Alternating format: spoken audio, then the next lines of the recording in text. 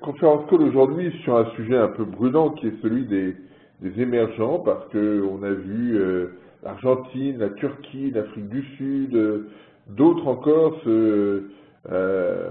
qui ont vu leur monnaie déraper de manière très significative. Alors ça pose plusieurs types de questions. Questions sur les mécanismes en jeu, c'est-à-dire que on voit un certain nombre de pays en difficulté. Est-ce que c'est une question systémique ou pas? Est-ce que c'est une source d'instabilité forte ou pas? Ce matin, un de mes amis qui travaille à Europe 1, avec qui j'ai écrit un bouquin il y a quelques années, me disait qu'il était à Davos la semaine dernière et qu'il y avait un parallèle terrible entre 1914, 2014, les émergents n'allant pas bien, bref. On rentre dans des situations, des interrogations fortes. On va essayer de démêler un peu tout ça. C'est, à mon avis, un peu plus simple que ça et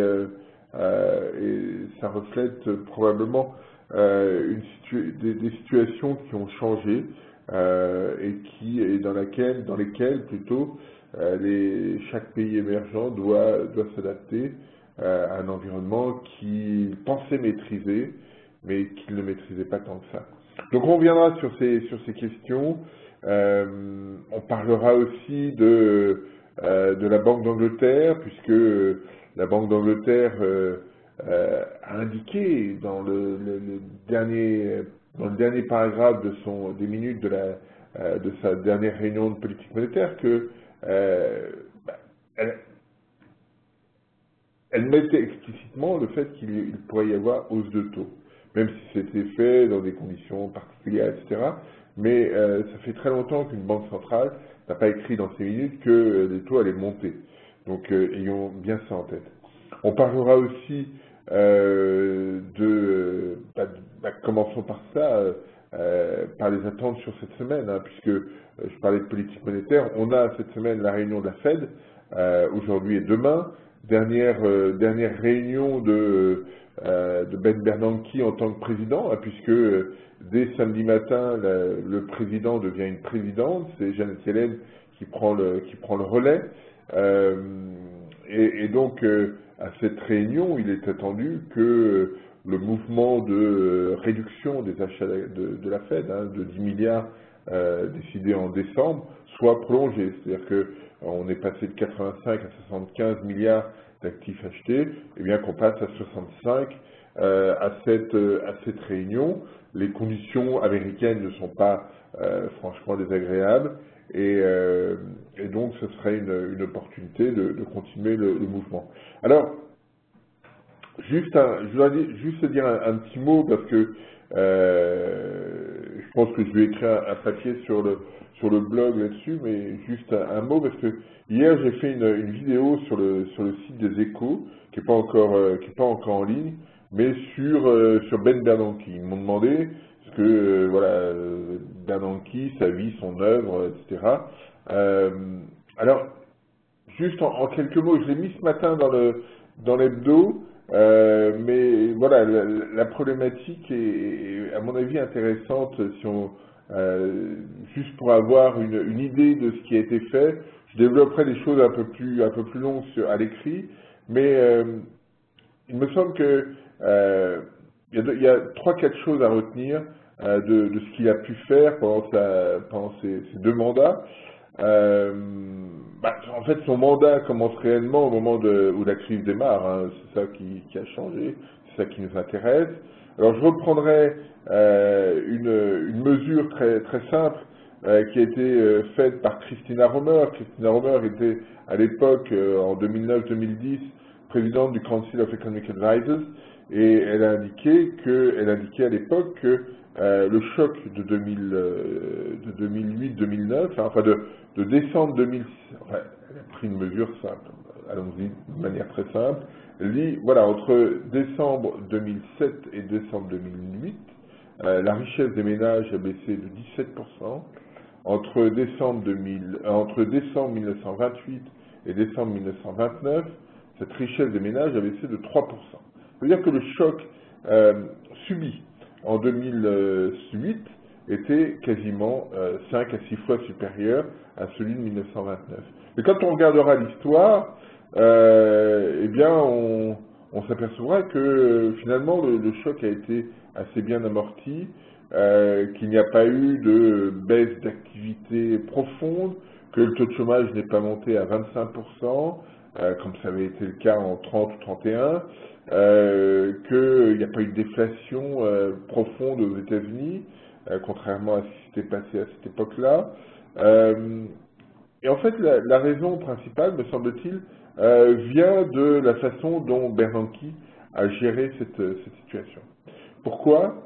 Parce que si vous avez un jour la curiosité de lire, il a écrit un bouquin qui est une collection d'articles sur la crise des années 30, et ça, plus le bouquin de Friedman et Schwartz sur l'histoire monétaire américaine, et vous apercevez que, et ça tout le monde l'a dit après, que le système s'est bloqué effectivement à l'époque, mais que les politiques budgétaires et monétaires ont elles-mêmes contribué à bloquer davantage encore le système, de telle sorte que la politique budgétaire a été plutôt restrictive et la politique monétaire très restrictive en 29-30, avec en plus après, à partir de 30, un blocage des échanges avec l'augmentation des droits de douane.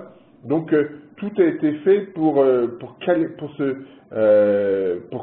des situations où durant lesquelles les ajustements macroéconomiques ne pouvaient pas s'opérer. Là, ce qu'a fait Bernanke, et c'est au regard de cette situation, il s'est dit finalement la meilleure chose à faire, c'est de limiter ce risque de blocage. Donc on sait qu'il a été notamment dans ses discussions avec Christina Romer et à la Maison Blanche juste avant, juste avant il avait été aussi à la Maison Blanche. L'idée très simple, c'était de dire, adoptons des stratégies économiques, monétaires, budgétaires, qui soient le moins contraignants possible. Alors, pour cela, on baisse les taux à zéro, c'est ce qu'il a fait dès début 2009. On accepte la mise en place d'un déficit public considérable, et comme on arrive à zéro, que probablement le taux d'intérêt optimal pour l'économie américaine est en dessous de zéro, eh bien, on continue et on apporte des liquidités. Et ça, cette dimension-là est extrêmement importante. Hein, l'apport de liquidité, ça revient à du QE, quantitative easing. Cette partie-là est extrêmement importante parce qu'en opérant de la sorte, il permet au système de s'ajuster, même s'il a subi des chocs terribles avec Lehman, avec le système a été profondément déstabilisé, rémanence des accumulations d'avant-crise, hein, des déséquilibres qui étaient là. Mais l'objectif, c'était une fois qu'on est sorti une fois que ces chocs ont eu lieu, comment faire pour amortir au mieux, apportant des liquidités. C'est ce qu'a fait la Fed, en disant, de toute façon, plutôt que de concentrer le risque aujourd'hui, diluons-le dans le temps, et la Fed a joué son rôle de prêteur en dernier ressort, de façon extrêmement forte. Et dans un papier récent, Bernanke, on a fêté les 100 ans en 2013 de la Fed, il y avait un papier qui était sorti récemment, où il disait, finalement, l'objectif initial de la Fed en 1913, c'était celui de la stabilité financière. C'est quelque chose que parfois on avait oublié, mais que j'ai essayé de remettre à l'honneur, si je puis dire, lors de cette période de crise.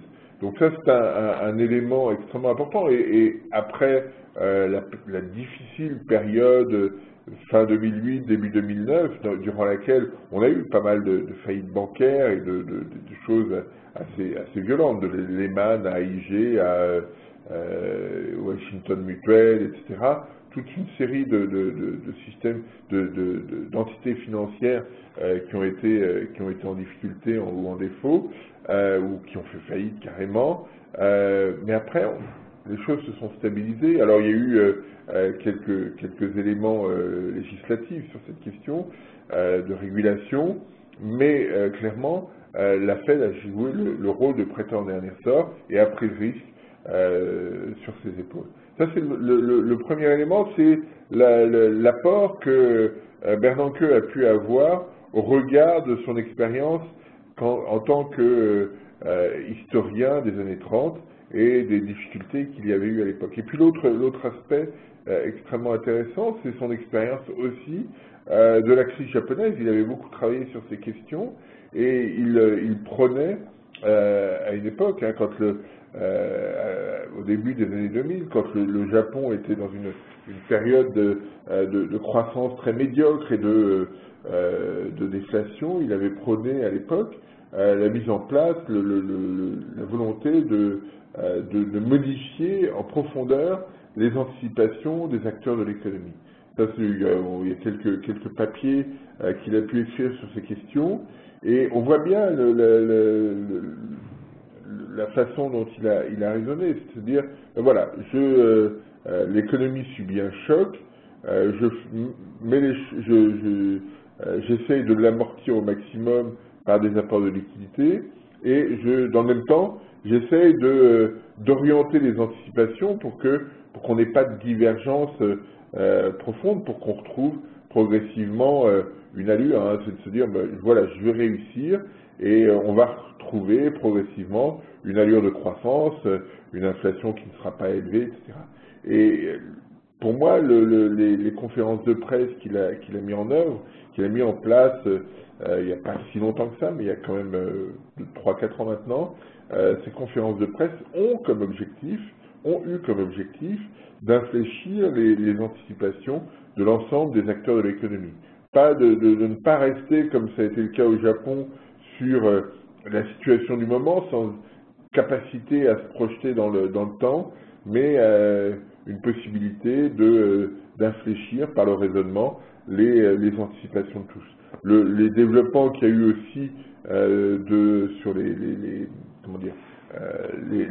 communiqués de presse à l'issue des réunions du comité de politique monétaire ont été plus longs, plus fouillés, et ça aussi, ce sont des éléments qui ont joué. Voilà. Alors, il y a des choses sur lesquelles...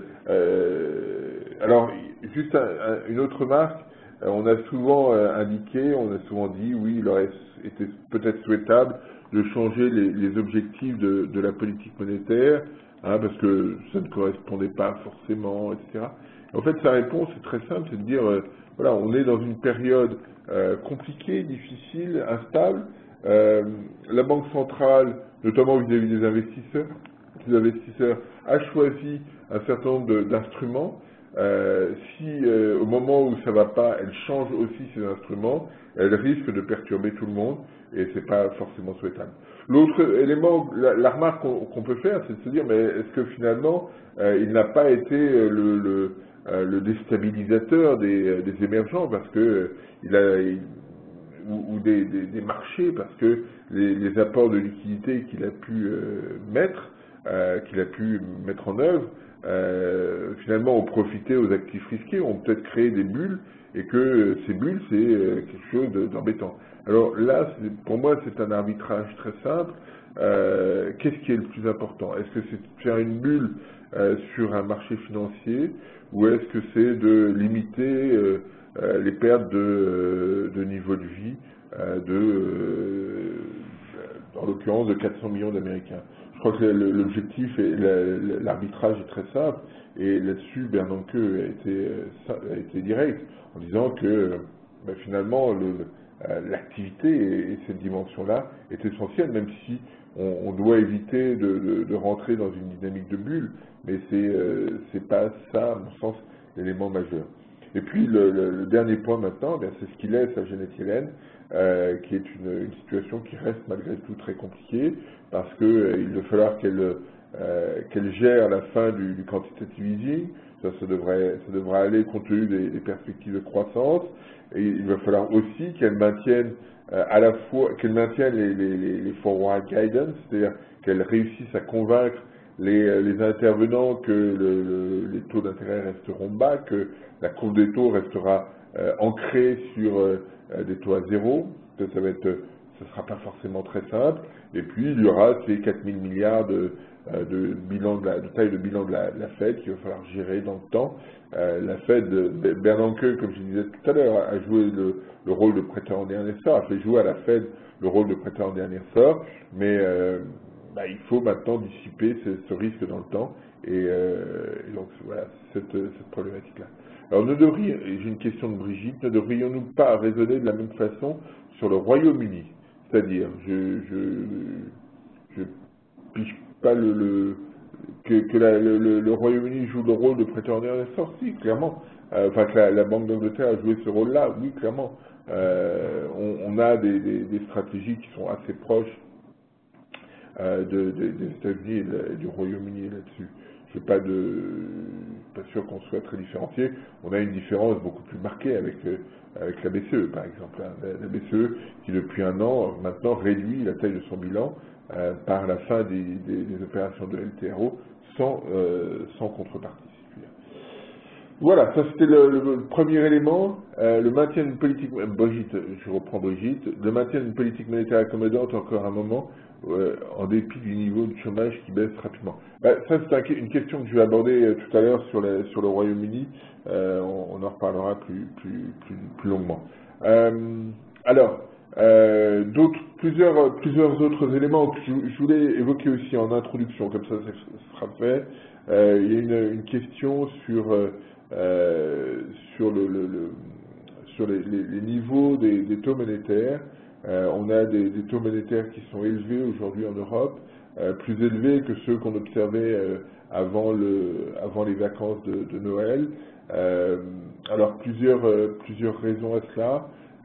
Pour moi, une raison majeure, c'est probablement la réduction assez sensible des excès de liquidité. Vous savez, la BCE a une mesure d'excès de liquidité en fonction de ce qu'elle met sur le marché, etc. Et on avait le sentiment que quand on passait en dessous de 200 milliards, et là le BCE disait la même chose, il y aurait probablement des tensions sur le marché monétaire. On est largement en dessous de 200 milliards, et c'est probablement la raison majeure de ces tensions. Alors ça veut dire qu'on doit peut-être s'attendre à des soit des apports de liquidité, soit à une situation où la BCE pourrait à nouveau baisser ses taux. Benoît Cœuré l'a évoqué, pourquoi pas à 0,10 par exemple. Donc pour peser clairement sur l'EONIA, si la situation si les apports de liquidité ou la liquidité existante n'est pas suffisante. Parce que le risque, alors quand on gère des actifs comme nous, des taux de l'EONIA plus élevés, c'est bien pour nos clients, pour nous, etc. Simplement, ça se transmet à l'ensemble de la courbe des taux monétaires et aujourd'hui, on ne peut pas se permettre d'avoir des taux d'intérêt élevés. La croissance européenne, même si elle est meilleure, reste fragile. Hein, on sort de récession, hein, on n'est pas encore sur une allure de croissance extrêmement forte, et il serait dommageable pour l'économie européenne qu'on ait des taux qui remontent un peu trop vite. Je pense qu'on doit être aussi, comme dans la posture de Bernanke, faciliter les ajustements au mieux, et pour cela, faire de telle sorte que la contrainte financière soit la plus réduite possible. Donc là, il y a une problématique qui est posée pour la BCE et qui doit trouver un dénouement assez rapide pour éviter qu'il y ait des effets de contagion qui soient pénalisants. Voilà, c'était les deux thèmes que je voulais aborder en introduction. Si on regarde l'économie, quelques mots de conjoncture, parce que le temps passe finalement assez vite, quelques mots de conjoncture, parce qu'il s'est passé des choses. Voilà, premier élément, c'est sur ces indicateurs que j'aime bien regarder sur la production industrielle mondiale, sur le commerce mondial. Vous avez les chiffres d'octobre et novembre. Enfin, je calcule l'acquis en fait sur le 4e trimestre. Et vous voyez que on a des signaux qui décollent enfin. On a un commerce mondial ici en bleu qui progresse au rythme de 8,3% au 4e trimestre. Hein. Donc c'est quelque chose assez robuste hein, quand on regarde l'historique. Et de ce fait-là, ne soyons pas surpris par l'amélioration qui a été observée sur les indicateurs PMI. En fait, il y a une situation qui est un peu circulaire. On a une amélioration des échanges, donc des échanges principalement sur le secteur manufacturier. Donc on a des indicateurs d'activité sur ce secteur qui s'améliorent, et comme elles s'améliorent, eh bien elles nourrissent aussi des échanges et une dynamique qui se met en place.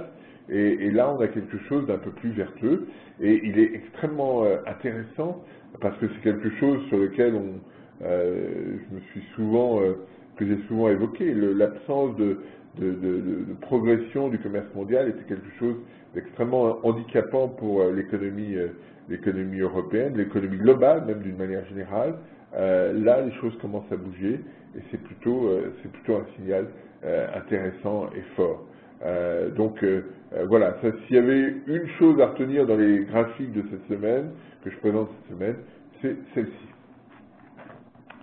Deuxième élément, alors, inquiétude, interrogation sur la Chine. Hein. On a eu les indicateurs PMI, vous avez ici l'indicateur PMI Market HSBC pour le secteur privé, et vous voyez qu'on est sur un niveau qui est retombé en dessous de 50. Alors, c'est pas dramatique, mais ce que signifie ce graphique, c'est un peu ce qu'on évoquait la semaine dernière sur le PIB chinois, ce qu'on évoquait sur l'investissement, sur les exportations. C'est-à-dire qu'on regarde les données chinoises, on est sur des rythmes de croissance un peu supérieurs à 7,5, donc il n'y a pas de drame, mais on ne trouve pas de catalyseur capable de changer la tendance. Alors, ça traduit bien, le gouvernement est content, ça reflète la problématique du rééquilibrage de la croissance, mais c'est une vraie fragilité. Hein, quand on regarde cet indicateur depuis 2012, on a quelque chose qui tourne autour de 50, l'indicateur officiel est à peu près sur les mêmes niveaux, hein, quelques chouilles après. C'est pour moi l'élément clé. Tout à l'heure on parlera des émergents, mais pour moi c'est l'élément clé, c'est-à-dire que quand vous regardez le détail des pays émergents depuis 10 ans, le changement s'est opéré je crois que c'est le 11 décembre 2001, lorsque la Chine a adhéré à l'Organisation mondiale du commerce. À partir de ce moment-là, la situation, l'équilibre global change du tout au tout, et les pays émergents qui agissaient chacun de leur côté, parfois en groupe, hein, avec l'ASEAN, etc., mais avec des moyens de pression quand même assez limités, ces pays émergents se sont retrouvés derrière la locomotive chinoise, qui très vite a pris tout le monde de vitesse, que ce soit les Européens, les Américains ou l'ensemble des pays émergents, pour prendre un poids qu'elles n'avaient pas auparavant. Et donc, ça a tiré l'ensemble des émergents vers le haut. La croissance était très robuste, les échanges extrêmement vifs, hein, entre notamment les échanges sud-sud. Il y avait des mouvements extrêmement importants et qui ont commencé à exister. Donc il y a un changement qui s'est opéré. Et puis depuis 2 ans, eh bien cette dynamique-là n'est plus la même. L'effet d'aspiration de l'économie chinoise ne joue plus.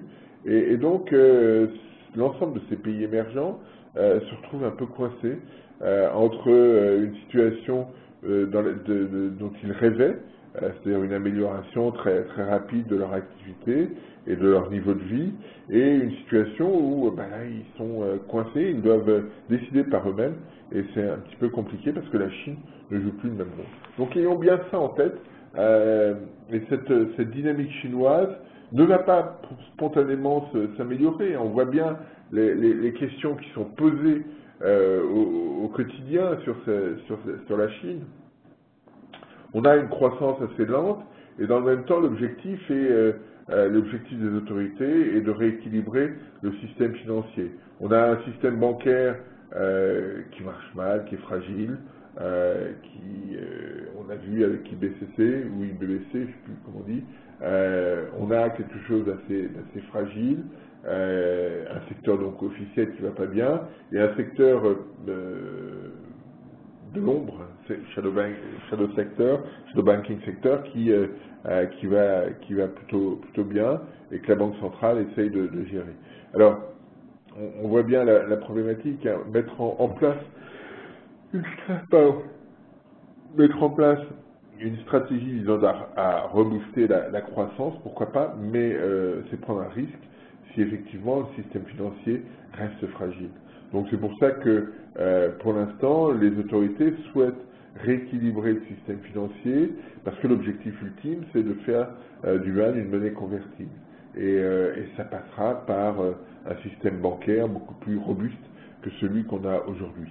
Et donc c'est pour ça que on ne peut pas spontanément faire l'hypothèse d'une Chine qui va revenir sur le marché, remodifier tout l'ensemble, etc. Non, je pense qu'on doit s'attendre à ce que l'économie chinoise, au moins le temps qu'elle fasse le ménage sur son système bancaire, elle restera sur une impulsion, sur un impact relativement modeste sur l'ensemble de l'activité globale. Alors j'ai une question d'Amandine. La connexion est très mauvaise. Pouvez-vous améliorer la qualité et le volume? Merci d'avance. Ah, je ne sais pas. On augmente le volume ici. Je ne sais pas si c'est meilleur comme ça. Dites-moi. Je suis tout oui, si je puis dire, à vos remarques. Donc voilà, c'est ce que je voulais évoquer sur l'économie chinoise. C'est un point très important. L'équilibre avant 2000, c'était l'Europe, les États-Unis. C'est aujourd'hui l'Europe, les États-Unis et la Chine qui conditionnent les émergents. Les émergents n'ont pas encore d'autonomie suffisamment forte pour trouver une dynamique très, très robuste. On voit bien depuis 2 ans, depuis que la Chine est moins virulente, si je puis dire, moins active, eh bien, on a de vraies interrogations sur l'évolution des économies émergentes, et ça va durer. C'est ça qu'il faut aussi avoir en tête.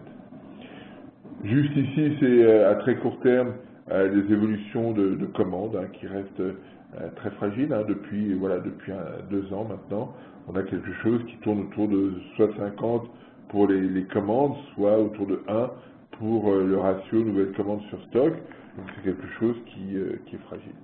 Juste un graphique sur les États-Unis, j'ai beaucoup parlé de Bernanke. Il y a un point intéressant cette semaine sur l'économie américaine, au moins un. C'est la publication jeudi du PIB américain du 4e trimestre, un chiffre qui sera très fort, probablement au-delà de 3%.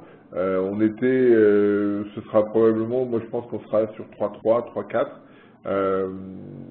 Il y a des anticipations jusqu'à 4%, donc quelque chose d'assez fort. Alors, on avait vu la semaine dernière, on avait évoqué la demande intérieure, c'est ça qui va tirer l'ensemble. Et donc voilà. Alors j'ai mis ce graphique parce que on voit bien que le marché immobilier est un petit peu plus fragile en ce moment, il se cherche un petit peu, mais l'effet richesse qu'il engendre devrait jouer toujours favorablement. Ainsi, vous avez en violet l'évolution des reventes de maisons, c'est-à-dire, alors je prends comme indicateur un truc très lourd, je prends la moyenne des 12 derniers mois que je compare aux 12 mois précédents, donc quelque chose qui est assez, qui n'est pas très volatile a priori, et puis je l'avance de 9 mois, je l'ai calé comme ça, et vous voyez en bleu, il y a l'évolution de la consommation, contribution de la consommation des ménages à la croissance du PIB, et vous voyez que on a une cohérence assez forte. Et pour moi, l'idée derrière cela, c'est que cette dynamique de l'immobilier traduit une sorte d'effet de richesse, et c'est ça qui me paraît qui est important dans cet indicateur. Hein. Ça joue beaucoup moins sur les maisons neuves, mais là on a quelque chose qui reprend bien le cycle, hein, et c'est ça qui nous intéresse. Et là, ça veut dire que le risque de baisse de la consommation est limité. D'ailleurs, on n'y croit pas du tout, puisque moi, je pense qu'on va être plutôt par ici sur la contrib de la consommation. Donc voilà, c'était juste le point que je voulais souligner. Quelques mots sur les chiffres de la zone euro. Donc ici, vous avez l'indicateur PMI, toujours en hausse, mais sur une progression assez limitée du PIB, hein, qu'on pourrait calculer en dessous. Donc on est toujours sur des évolutions modérées. On n'a pas encore retrouvé une allure de croissance très robuste. Néanmoins, les signaux sont plutôt favorables. Quand on regarde le ratio nouvelles commandes sur stock, qui est ici en violet, et puis vous avez sur 3 mois l'évolution de la production industrielle. Vous voyez que ça se cale assez bien. Là, il y a un petit peu de retard, mais depuis 15 ans, les choses marchent plutôt bien. Donc on devrait avoir un support là assez fort sur la production industrielle au sein de la zone euro. C'est quelque chose d'intéressant et d'important, surtout si on a une augmentation des échanges comme on le voyait tout à l'heure. Quand on regarde le détail pour les 3 pays dont on dispose, l'Allemagne s'infléchit un petit peu. Alors c'est un indicateur qui n'est plus publié, que je prends maintenant, que je calcule moi-même, si je puis dire. C'est l'indicateur, on voit bien ce qu'est l'indicateur PMI du secteur manufacturier. C'est un peu de commande, un peu de production, un peu d'emploi, un peu de délai de livraison, un peu de stock. Hein, chacun a une pondération spécifique. Mais quand on regarde l'indice synthétique tel qu'il est vu aujourd'hui, c'est juste une moyenne de la production. Et c'est pas très satisfaisant. Et donc pendant très longtemps, Markit a calculé un indicateur synthétique sur les services qui prenait en compte l'activité, les commandes, l'emploi, et puis il y en a un quatrième dont j'ai oublié le nom. Et donc c'était l'équivalent, le pendant de l'indicateur synthétique du secteur manufacturier.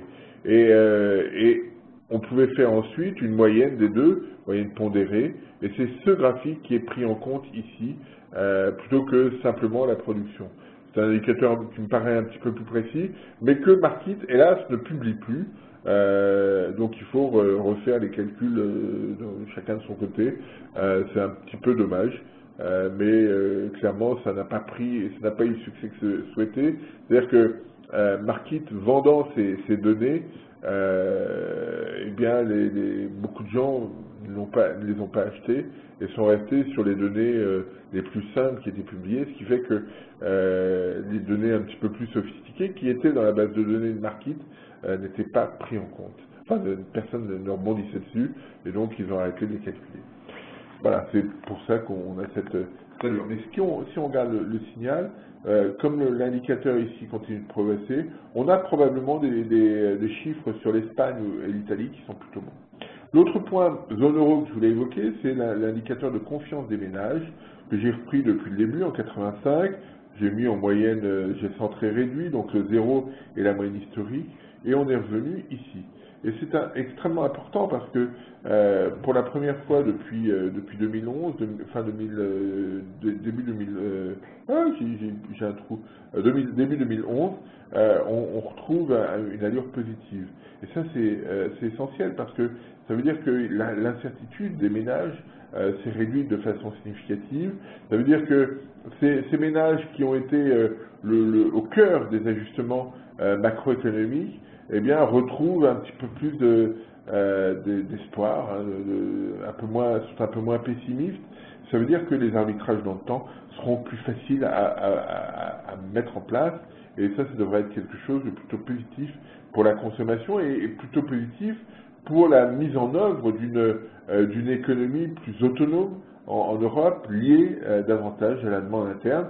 Hein, c'est un point que j'ai souvent abordé, mais qui là, peut-être, trouve des sources. Ici, j'ai mis l'indicateur ZOO, ici en violet, on est au plus haut historique quasiment. Le PIB est en bleu. J'ai pas mis l'IFO, mais ça a à peu près la même allure, qui était sorti hier, mais j'ai pas pris le temps de le faire. Donc on a quelque chose qui est très fort, mais on a un retard quand même assez significatif du PIB par rapport à ces indices. Donc on est dans une phase, pour moi l'interprétation, c'est qu'on est dans une phase plutôt favorable sur l'activité, mais je ne crois pas que l'on suivra le chiffre du ZOO par le PIB, hein, ça ferait monter la croissance à 4 ou 4,5%. Je ne vois pas très bien ce qui justifierait cette situation. Sur la France, deux, trois remarques. Hein, on a eu droit au French bashing, de dire la France ne va pas bien, les indicateurs, d'ailleurs l'indicateur PMI nous le dit. Quand on regarde les indices ici, vous avez en violet l'évolution de l'INSEE sur les trimestres des affaires, que je prends en variation sur 3 mois, en différence sur 3 mois, et puis vous avez en bleu l'évolution du PMI market. Alors, deux choses. La première, c'est que effectivement, on a une situation au mois de janvier qui n'est pas très brillante, mais qui est assez cohérente entre les deux. C'est-à-dire que on n'a pas de... La difficulté aujourd'hui sur l'économie française, c'est qu'on ne semble pas avoir d'accélération très forte. Hein. J'ai du mal à rentrer dans le 0,5% de croissance attendu par la Banque de France sur le dernier trimestre. Mais voilà, c'est en d'autres termes, il n'y a pas une dynamique très forte. On est plutôt follower, hein, on est plutôt suiveur dans la reprise d'activité que leader, et c'est ce que montrent ces indicateurs. Si on prend le secteur manufacturier, vous voyez, on a l'indicateur de l'INSEE qui est ici en violet, c'est le même graphique, hein, mais uniquement centré sur l'industrie et le secteur manufacturier. Vous avez en bleu l'évolution de cet indicateur par market.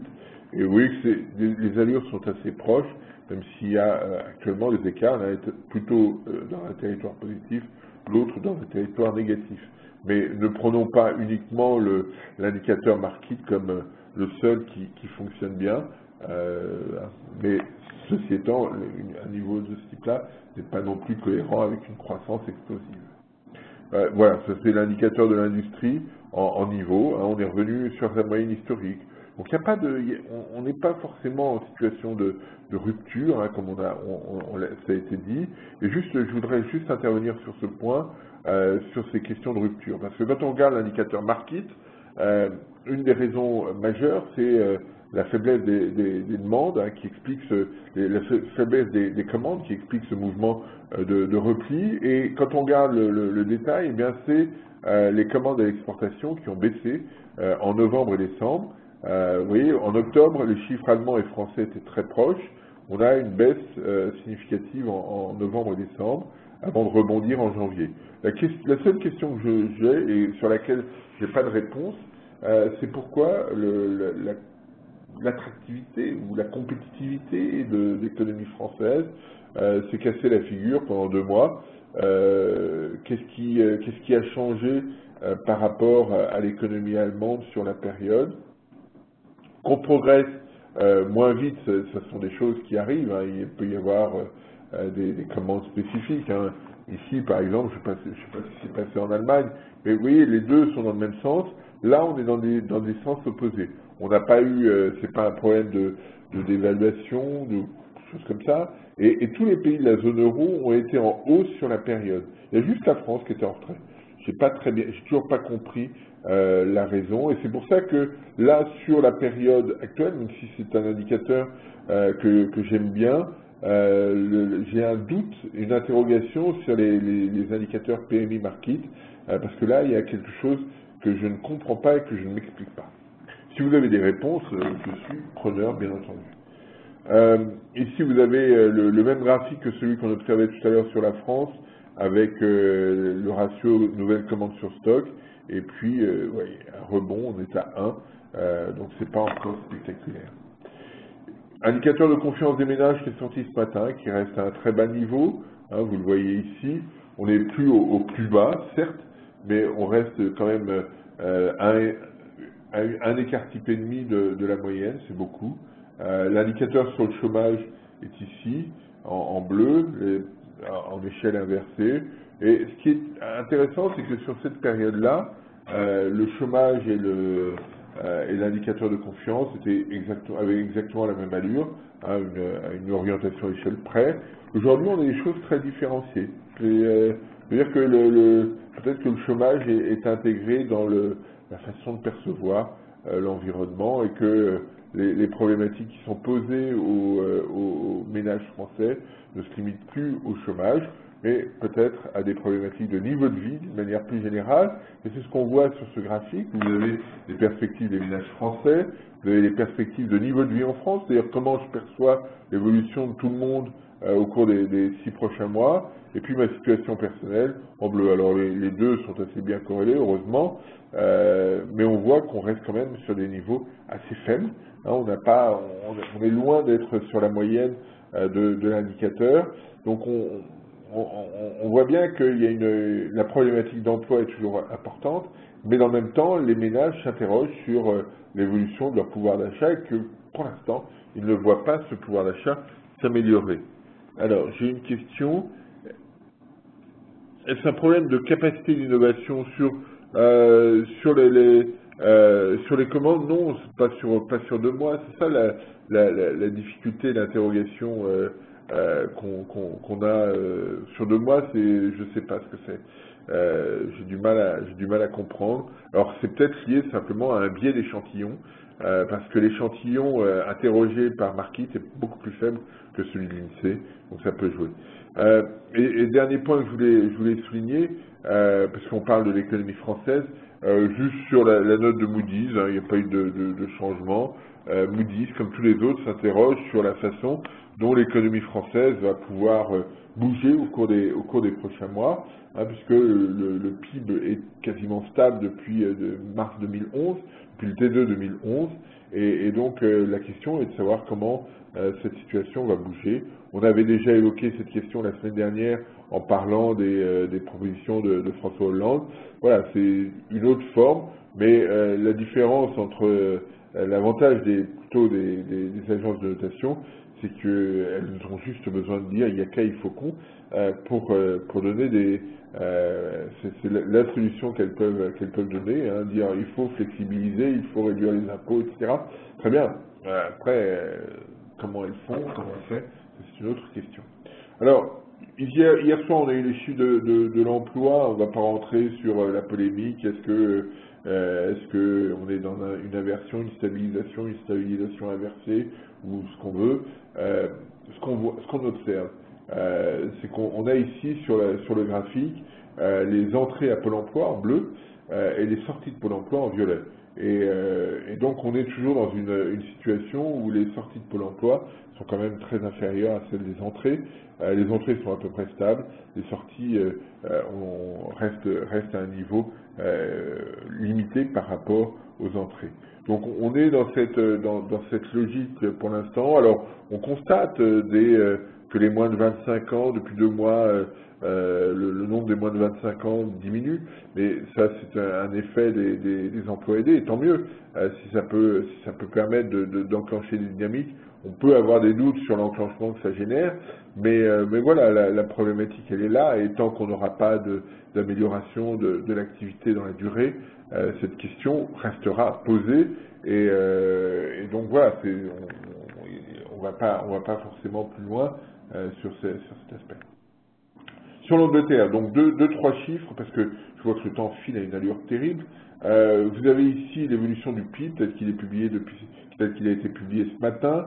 Donc une croissance de 0,7, ça fait 2,7 en taux annualisé, 2,8 en variation sur un an, 1,9 2012 par rapport à 2013 par rapport à 2012, pardon, et un niveau de PIB qui reste encore un peu inférieur, c'est ce qu'on voit sur le graphique d'après, un peu inférieur au niveau d'avant-crise. Ici, on a toute la problématique anglaise d'une productivité qui est dégueulasse, disons le mot, avec un emploi qui progresse plus vite que l'activité, et donc des performances de productivité qui sont très faibles. Et donc, il n'est pas surprenant que le pouvoir d'achat des salaires diminue. Alors, la problématique anglaise, on voit ici les chiffres d'emploi avec des emplois à taux plein qui augmentent assez sensiblement. La problématique de la politique monétaire, il est là, on est à 7%, 7,1% de taux de chômage. La Banque d'Angleterre avait dit on regardera, on commencera à s'interroger à 7%. Pour l'instant, la Banque d'Angleterre a dit il faudra que le taux de chômage baisse durablement en dessous de 7 pour qu'on s'interroge. Mais comme leurs anticipations sont celles d'une baisse assez significative du taux de chômage, cette question va être posée, d'où l'interrogation qu'il y a dans les minutes de la BOE. Alors ça ne veut pas dire qu'ils vont le faire tout de suite. Moi, ce qui me paraît important, c'est que en fait, le loup est entré dans la bergerie. On n'est plus dans une phase où on considère que les taux des banques centrales resteront très bas très longtemps et qu'il est trop tôt encore pour s'interroger sur un mouvement de hausse. La Banque d'Angleterre dit attention, on pourrait bouger un peu plus vite. Voilà, c'est ça qu'il faut retenir et être attentif à ces problématiques. Alors, sur les émergents, plusieurs choses. Alors, on va regarder trois graphiques. Vous avez ici l'Argentine, le peso argentin, qui depuis quelques jours, quelques semaines, se dégrade très rapidement. Vous avez ici c'était la période de la faillite de l'économie argentine, qui a été assez violente, qui ensuite a connu une phase de stabilisation assez marquée, reflet d'un basculement de la production argentine vers le soja notamment, les matières premières agricoles, mais surtout le soja. Comme le prix du soja a monté, finalement l'économie argentine s'en est plutôt bien tirée. Mais on a eu beaucoup d'inflation et la banque centrale argentine a pensé que eh bien, les pressions qu'il y avait sur sa monnaie pourraient être compensées par des interventions sur le marché des changes. Et c'est notamment ce qu'elle a évoqué très récemment. Mais globalement, quand vous avez de l'inflation, à un moment donné, il faut déprécier votre monnaie. C'est juste un rééquilibrage des situations. Et là, clairement, à vouloir jouer contre ces pressions baissières sur la monnaie, liées en grande partie à l'inflation cumulée, eh bien, les réserves de change argentines se sont épuisées et la monnaie a continué de se dégrader, comme on le voit sur le graphique, on va jusqu'à hier. Donc voilà, c'est une vraie problématique, c'est une sorte de bras de fer avec les marchés, mais on voit bien que quand on a de l'inflation, de toute façon, on ne peut pas faire grand-chose, on ne peut pas tenir sa monnaie durablement. Sur la Turquie, on a une dégradation aussi qui reflète, là, me semble-t-il, assez sensiblement les effets de la sortie de Bernanke au mois de mai. La Turquie a un compte extérieur très déficitaire. Et ce compte déficitaire, alors ça pose un certain nombre de problèmes. Tant que les flux financiers rentrent, ça se passe bien. Quand les flux financiers sortent, c'est un petit peu plus compliqué. Et c'est clairement le cas en Turquie, avec des arbitrages, c'est-à-dire d'abord une situation politique qui est un petit peu compliquée. On se souvient des situations tendues à l'automne, place taxi, etc. Donc voilà, on a une situation qui n'est pas forcément très claire sur le plan de la politique, un déficit extérieur qui est important, et puis une banque centrale qui hésite à intervenir, qui hésite à remonter ses taux d'intérêt, parce qu'elle se dit que ça pénalisera la croissance. Et récemment, tout le monde attendait une remontée des taux, ce qu'elle n'a pas fait, et la monnaie a lâché, comme on le voit sur le graphique. Alors ce soir, cet après-midi, il y a une réunion d'urgence de la Banque centrale turque, avec probablement à la clé une remontée très, très rapide des taux d'intérêt. On parle de 225 points de base de remontée, juste pour améliorer, pour donner un gage aux intervenants de marché. Non pas que le marché dirige l'ensemble, c'est que l'économie, la façon dont l'économie turque a été appréhendée ces dernières semaines est une situation qui n'était pas très rationnelle, de dire finalement on va tout faire tenir et ça n'a pas marché.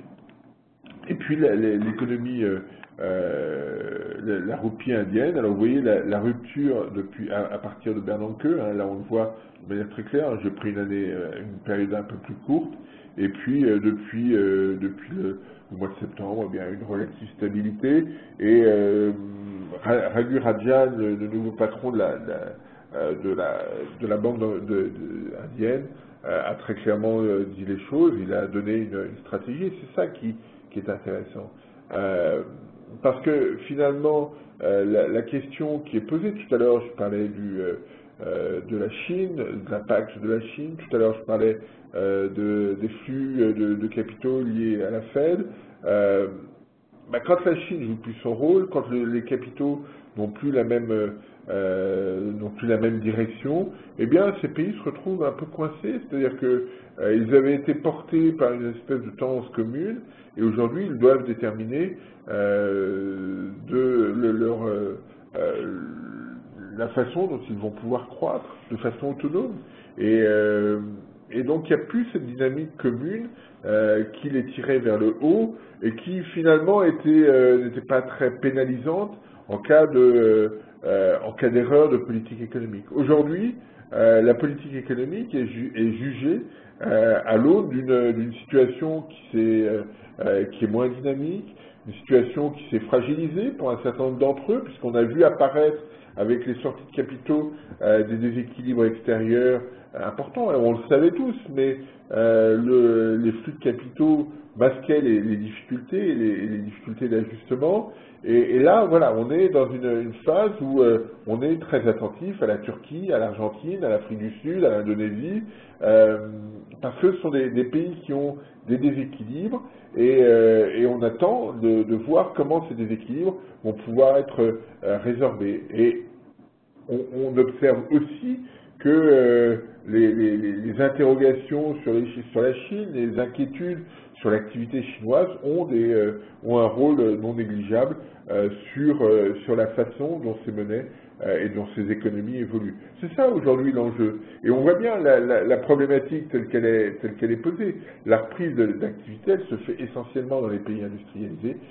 Les pays émergents sont à la traîne par rapport aux États-Unis ou à l'Europe, même si l'Europe ne va pas très vite.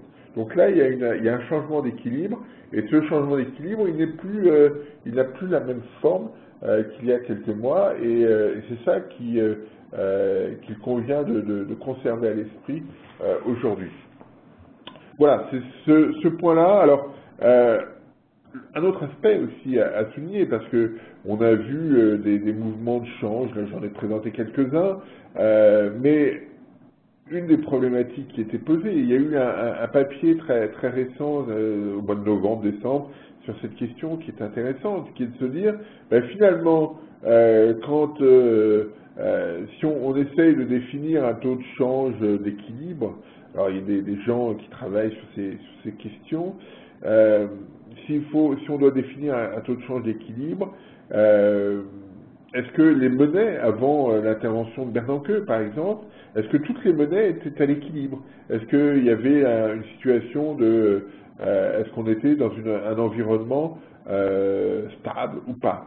Et ce que montre ce papier de Robert Klein, c'est que globalement, il y a un certain nombre de monnaies qui n'étaient pas à l'équilibre, et donc l'intervention de la Fed ou le changement de ton de la Fed a eu un impact très fort, puisque globalement, en faisant apparaître les déséquilibres extérieurs de chacun de ces pays, eh bien, ils ont donné des signaux assez forts, et les ajustements qu'on a vus sur un certain nombre d'entre eux, sont simplement des rééquilibrages et la convergence vers un taux de change plus stable que ce qui était observé. Et donc, de ce point de vue-là, il y a probablement un caractère salvateur de ces ajustements de change pour que, effectivement, ces pays retrouvent des marges de manœuvre. Mais ça veut dire que il faut prendre conscience du fait que le mouvement de change qu'on subit est plutôt bénéfique, et il faut prendre des mesures pour que, à un moment donné, ce mouvement de change se stabilise. Parce que si on rentre dans une logique d'évaluation systématique, ça peut être extrêmement préoccupant et déstabilisant. Donc ça, c'est quelque chose qu'il faut avoir à l'esprit. On a changé de référence, on a changé de modèle pour un grand nombre de pays émergents, et à eux maintenant, chacun d'entre eux, de trouver une stratégie qui lui est propre. Clairement, l'Inde est rentrée dans cette logique, et même ce matin, quand Raghu Rajan dit on remonte les taux de 25 points de base de 7,75 à 8, parce qu'on veut absolument tenir l'inflation, et tenir l'inflation, ça veut dire tenir sa monnaie, et tenir sa monnaie, il dit, ça aura un coût en termes d'activité, mais on est prêt à assumer ce coût, ce que n'a pas fait, par exemple, la Banque centrale turque, par exemple. Donc voilà, ça c'est cette logique-là. Alors, est-ce que c'est dangereux ou pas? C'est ça la question. Est-ce qu'on rentre dans une logique dangereuse ou pas? Je ne crois pas. Tant qu'on a une économie américaine qui tient plutôt le choc, et c'est le cas aujourd'hui, le risque me paraît extrêmement limité. Le risque de contagion me paraît très, très réduit. Si l'économie américaine rechutait, la problématique serait posée très différemment. Mais pour l'instant, on a envie de faire l'hypothèse que la situation américaine va se prolonger, et donc on va avoir toujours des ajustements forts sur les marchés émergents au cours de cette année. Je crois qu'il va falloir être extrêmement attentif dans les processus d'investissement sur ces marchés. Mais globalement, ils reviendront, hein, moi j'ai pas d'ambiguïté là-dessus, mais voilà, le risque de contagion, qu'on soit pénalisé, me paraît limité, d'autant plus que si on a cette perception, une bonne partie des capitaux sont déjà revenus, et donc l'effet sera assez réduit, c'est-à-dire qu'on pourrait craindre des effets, des mouvements de flux tout à fait spectaculaires qui soient pénalisants, mais ce ne sera pas le cas. Clairement, les situations ont changé et l'équilibre a changé. Donc voilà, moi je ne suis pas inquiet outre mesure. Je ne crois pas qu'on soit à la veille de 1914, comme me le disait Martial Liu ce matin, comme c'était évoqué à Davos, pardon. On est dans une situation où l'équilibre qui s'était sur la première partie des années 2000, qui s'était opéré à la faveur de la Chine et des émergents, est aujourd'hui en train de changer à nouveau au bénéfice des États-Unis et de l'Europe. Ce rééquilibrage était probablement souhaitable, mais ça ne veut pas dire que la situation va être simple ni aux États-Unis ni en Europe, mais surtout qu'on va avoir probablement un peu de volatilité chez les émergents. Voilà ce que je voulais évoquer aujourd'hui. Je ne sais pas si vous avez des questions. J'en ai pas à l'écran. Gwenaëlle n'en a pas non plus. Eh bien, si telle est la situation, eh bien, je vous donne rendez-vous la semaine prochaine pour une nouvelle conférence call. Au revoir à tous.